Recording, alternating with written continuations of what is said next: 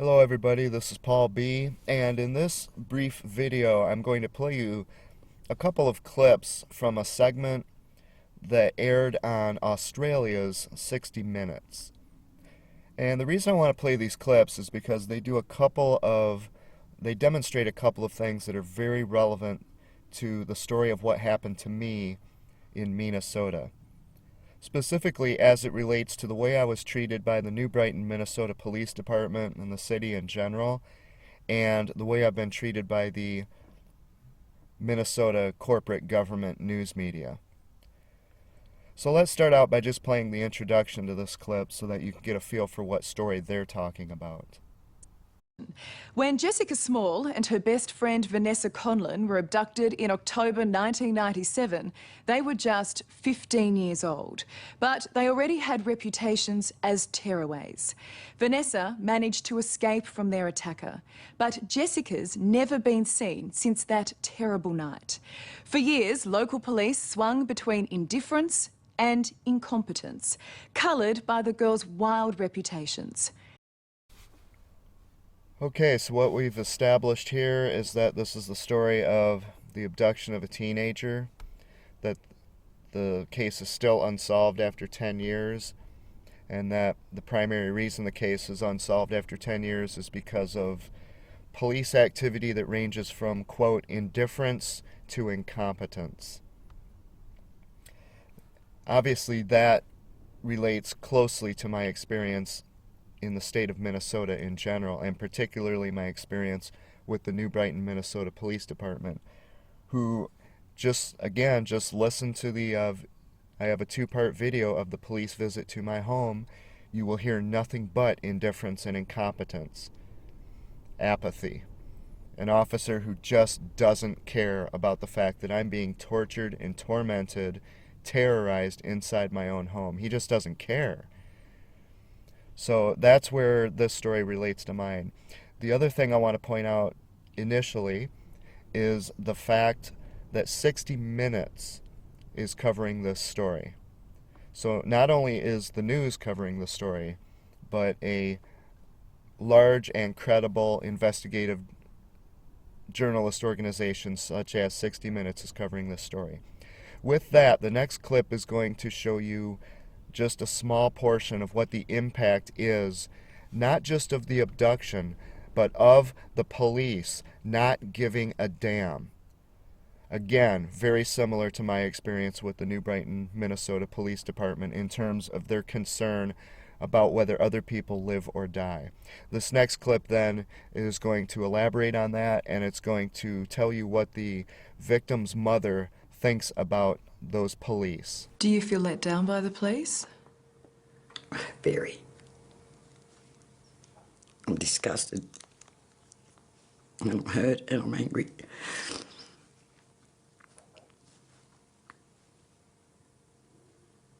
And the treatment by police, Bathurst police, like the local detectives that were on the case, was just wrong. It was abominable. Well, I'll tell you something, folks. This interviewer for 60 Minutes has a real gift for understatement.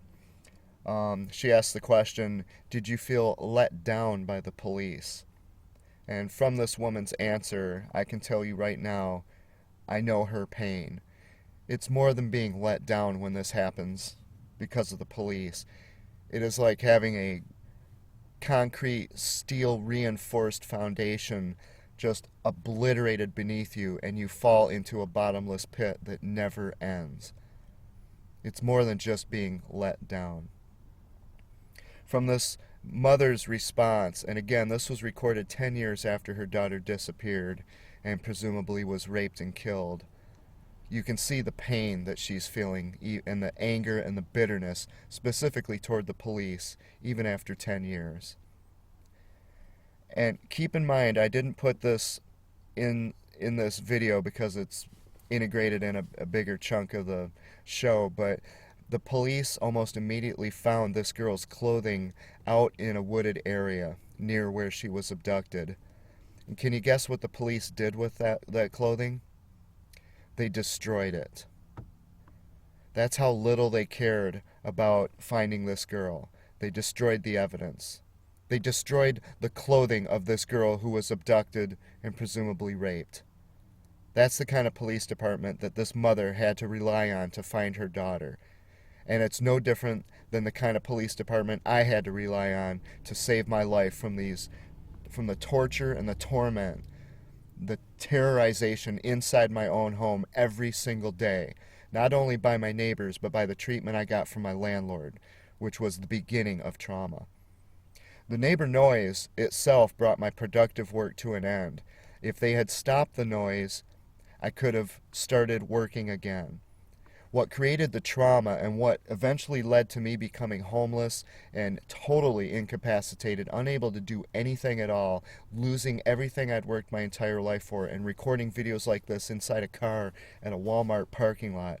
What started that was the treatment I got from my landlord. What finished it was the treatment I got from the New Brighton Police Department.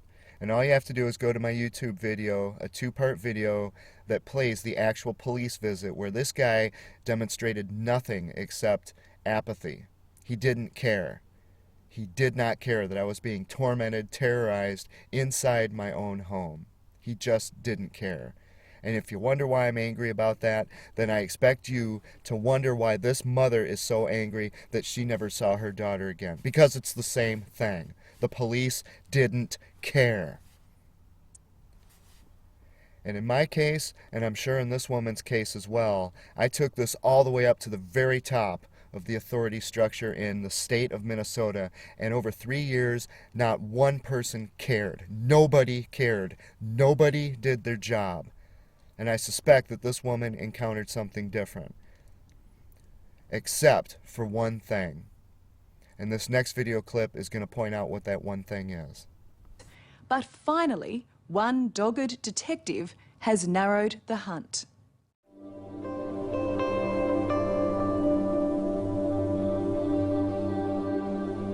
Bathurst is a 3-hour drive west of Sydney. It's where Vanessa Conlon grew up.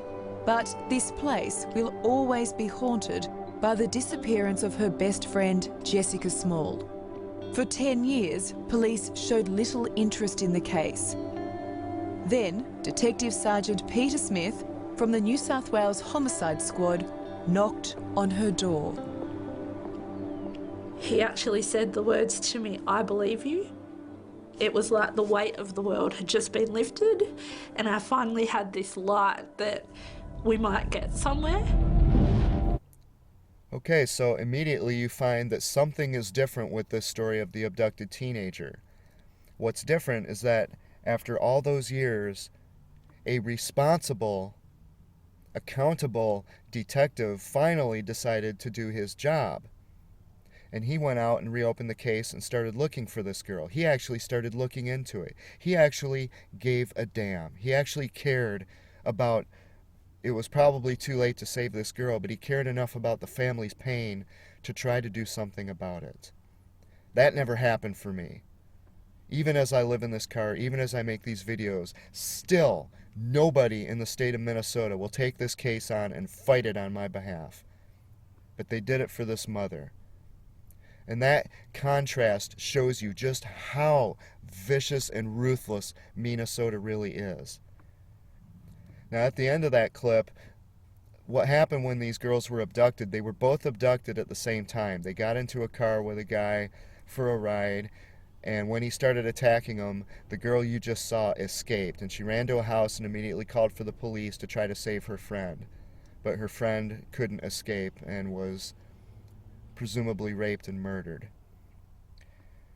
Listen to what she said about the specific event of a police officer coming to her and just saying the 3 words, "I believe you." Throughout my entire ordeal, the first thing out of my landlord's mouth is, "You're hypersensitive to noise." And if you read the profile of the pathetic landlord on my website, you're going to see a whole list of dumbass excuses that this asshole gave me just to avoid doing his job and enforcing his lease and rescuing me from being terrorized, tormented, tortured inside my home, which I paid this guy $60,000 for over the years. First thing out of his mouth, you're hypersensitive to noise. Now, I've addressed that elsewhere. Obviously, I am not hypersensitive to noise. That was a total cop-out. If this guy had just said, you know what, Paul, you're a really good tenant, you're a very hard worker, you're quiet, you don't bother people, you're a good guy, and if you say that this is going on, even though I came by for 7 minutes and didn't hear anything, I'm going to assume that in the 2 million minutes that you've lived there, you're experiencing something else. I'm going to work with you to gather the evidence I need because I believe you, and I'm going to put a stop to this so that you, a good tenant who I appreciate, can get his life back. That's what my landlord could have said, but he never did. He never said anything remotely like that. He just said, you're hypersensitive to noise. I can't give you what you need. I think you ought to move out, which, by the way, is illegal. That's called a constructive eviction. When you try to get a tenant to move out because they are lodging a complaint that the landlord refuses to deal with. But he got away with it. He got away with it scot-free. Nobody prosecuted him for that. He got no fines. He didn't have to compensate me. He didn't get a slap on the wrist. He didn't get a nasty look. He certainly didn't spend a day in jail, even though that's illegal in the state of Minnesota. Once again, in the state of Minnesota, laws are only enforced when law enforcers feel like it. But again, I can't emphasize enough, this girl, when you see her tear up, how grateful she was. She said it was like the weight of the world had been lifted off of her just by having one person say, I believe you. 10 years ago, when you told us that your friend was abducted by this man and that you sat there helplessly while everyone did nothing, while you knew at that very moment this girl was being raped and probably murdered. You knew that was happening and nobody believed you. 10 years later, the weight of the world is lifted off her just by somebody saying, I believe you. Well, guess what, folks? I have hundreds, probably hundreds, I don't know how many hours of the neighbor noise I have on my website, but as I've said, I have 7,000 hours of recordings of this on my hard drive. If you listen to that back to back, 24 hours a day, that's 9 months of recorded neighbor noise out of 3 years. Okay, I had tons of evidence. To not, after 4 years now, to not have anybody just say, I believe you, when I have that much abundance of, that isn't evidence, that goes beyond evidence. That is at the point of sheer proof. And yet, nobody ever just said, I believe you. I believe you are being tortured and tormented, terrorized, incapacitated inside your own home. Instead, they came up with dumbass excuses. Why didn't you just move away? You know, it's my fault that someone else is dropping a bowling ball on my ceiling at 3 in the morning because I didn't move away. It's my fault that they did that. This is the kind of treatment I have received from Minnesota. This family here, this friend of this girl who was abducted and the mother, they got at least some small amount of closure because somebody cared. An authority figure finally cared and decided to try to do something about it. Now, unfortunately, at the time that this segment aired on 60 Minutes, they had not solved the case yet, but they had narrowed it down to 2 persons of interest. And that's where the next part of this video comes into play.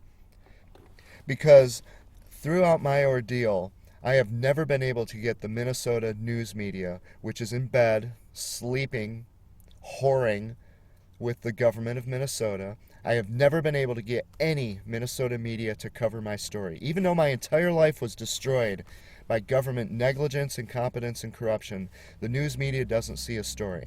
And I'm going to tell you something here. A few days ago, we had a blizzard, and at this gas station where these people have been so nice to me, just kind to me, just by being nice, not looking down on me because I'm sleeping in a car, treating me with respect and dignity and humor, and giving me good advice and caring, just caring. They don't have any resources to give me, but they just care.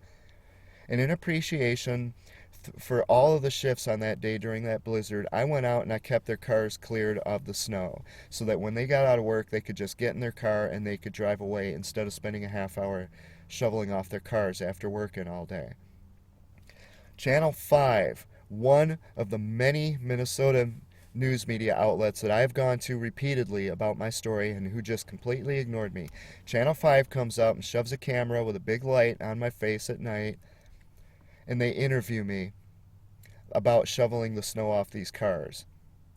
And I told the guy, I gave him my card that had my website address on it, and I told him the reason I'm living in that car right over there, and the reason I'm living in that car is because you have the most corrupt, negligent, and incompetent state government I have ever seen. And I've gone repeatedly to your news organization, and you've never covered it. And I gave him my card, and guess what? He didn't think that me sleeping in a car was an important story worth covering, even though he had access to my website with all of the evidence and the proof of what I was saying. Instead, they put me on TV showing me shoveling off a car to highlight the fact that there was a blizzard in Minnesota. Can you believe it? A blizzard in Minnesota. Unbelievable. What breaking news that was. But they wouldn't cover the story of me sleeping in a car because I got screwed over by every single level of government in the state of Minnesota.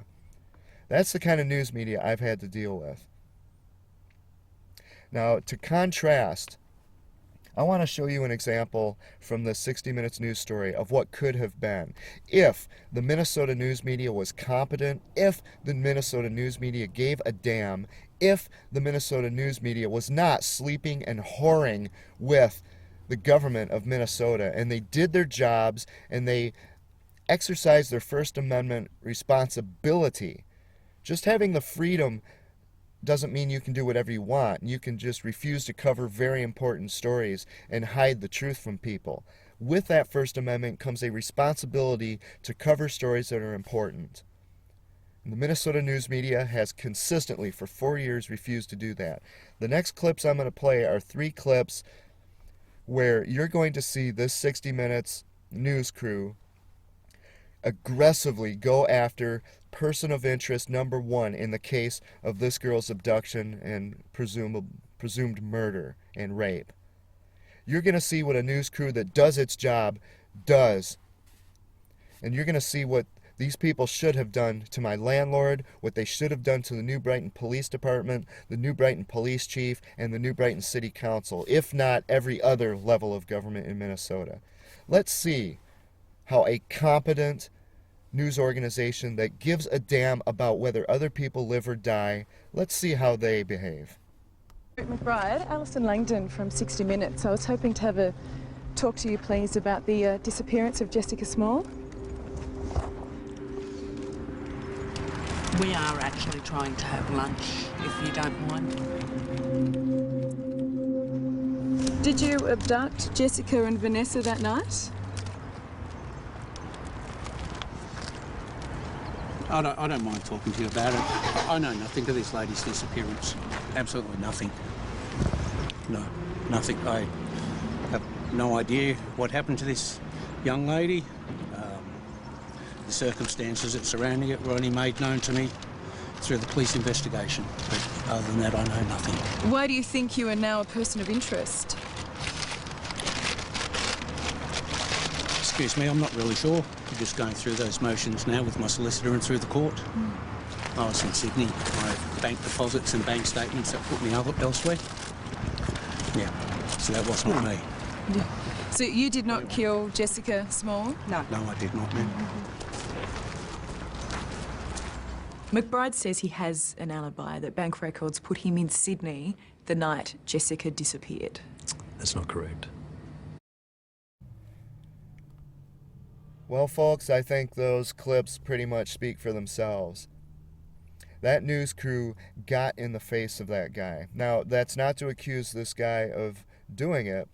The thing is, he's a person of interest. There is no proof. He has not been convicted in a court of law of committing this crime. And yet, look how aggressive they are pushing the issue, because the circumstantial evidence is very, very strong.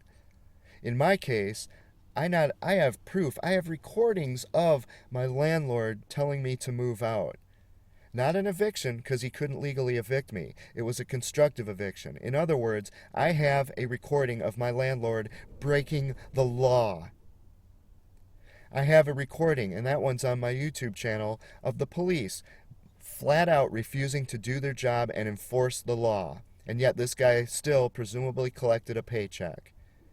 So we're not talking about persons of interest in my case. We're talking about people who I have such an abundance of evidence and absolute undeniable proof of their malfeasance, of their corruption, their incompetence, their negligence, that led directly to my trauma and my living in a car and losing everything I worked my entire life for, and in peril of losing my life.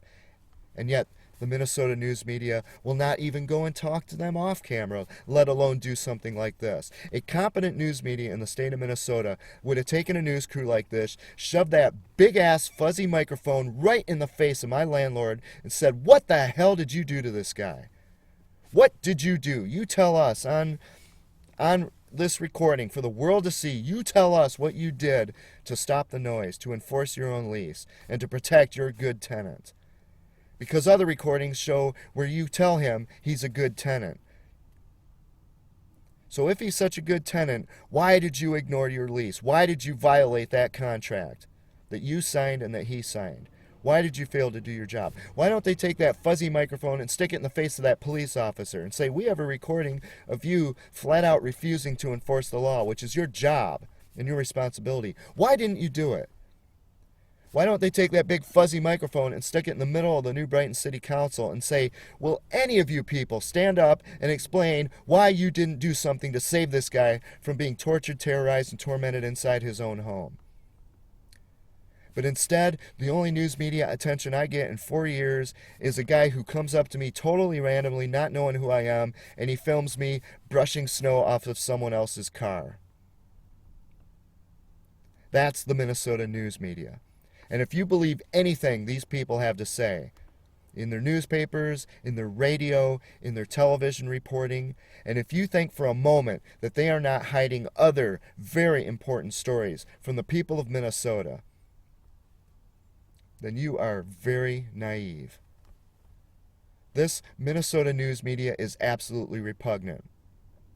Now, the last thing I'm going to say is that what you've just seen, everything I've talked about, has been on my website from the very beginning. It has been coming out of my mouth from the very beginning. If you go back and find the video of when I went to the city council, the New Brighton City Council, you're going to hear me say a lot of these things. This is what I have been saying all along, and nobody gets it.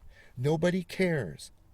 And yet, this 60 Minutes report from Australia confirms everything I've been saying. It confirms the fact that people think it is wrong when the police refuse to do their jobs, when they're incompetent and negligent, and they deliberately refuse to save people from criminals.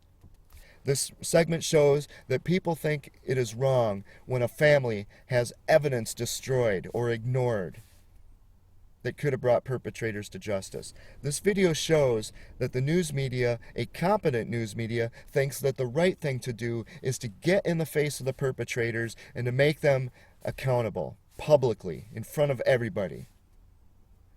And these are the very things I have been saying all along. And as important as anything else, all along I have been saying what that one girl said, the friend of the girl who was killed and raped. If people would just believe me instead of refusing to believe it, especially when I come armed with so much proof, if they would just believe me, just getting that much would have meant so much to me over these years. And yet even my so-called friends, my co-workers, the people who were so close to me, who I counted as friends and family, even them wouldn't give me sympathy. Instead, why don't you just move? And I've covered that stupid question so many times on the website and in these videos, I'm sick of even talking about it. This 60 Minutes video confirms everything I've been saying about Meannesota. Thanks for watching this video.